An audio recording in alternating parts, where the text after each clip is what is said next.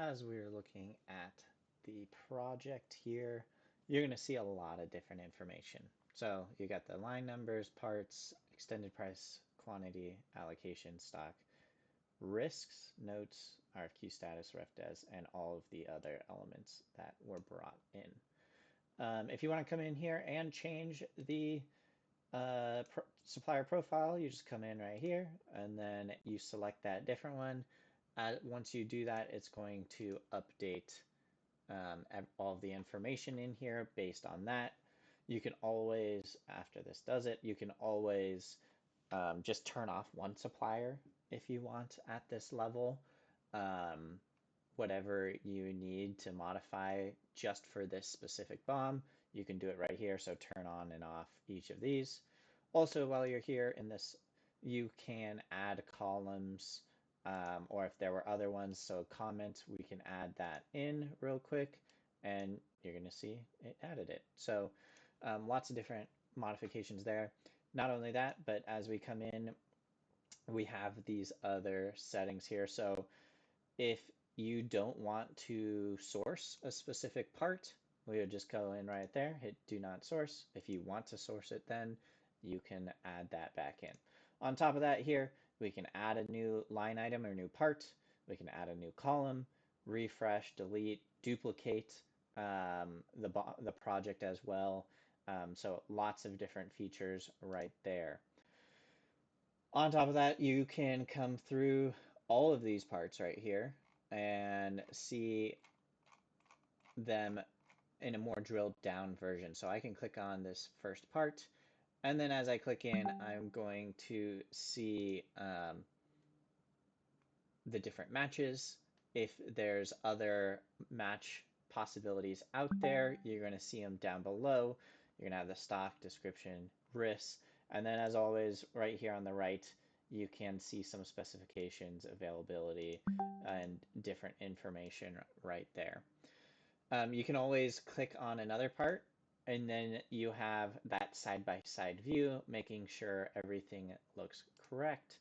If you want to select a match resolution, I can come here and hit approve suggestion, and then you have an approved couple of approved parts that we could be running. I mean, I could even come here and say this is an approved part as well. And then now we've got three approved different approved parts. If we want to remove that, I can just come in and hit remove. As well, we can always just delete it altogether if you don't want to see these parts at all, as well. The other cool feature here, we've got availability. So you're going to click in right here. You're going to see stock, unit price, price, your MOQs, lead time, and package price. You can assign all of it right here. So if you need 2,000 points or parts of this, you can click on that, and then it automatically allocates it to Mauser in the real, this part number, and then you've got that unit price right there. You can come in here, let's say I like using future, so I can click on future right there, and there you go, it's going to sign it. We can also back out of that and take it off altogether. Another, the next biggest piece of breadboard is going to be that auto allocate. So right here, that button, I'm just going to quickly hit auto allocate.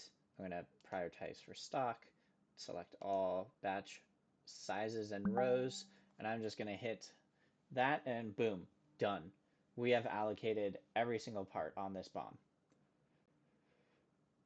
From here, I will go into more depth for you to get an idea. So we can do all rows for breadboard to automatically select a supplier, rows with no allocations across all batch sizes. So you know how we had 10, 35, all of those different batch sizes and all rows, and then all batch sizes on all rows with no allocation.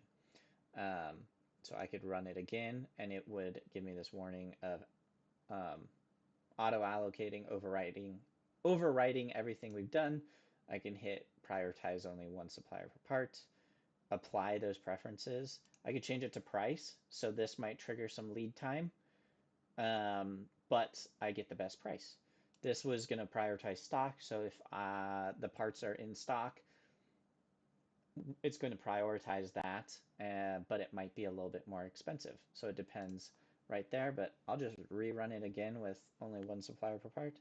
Boom, confetti, all sorts of fun stuff.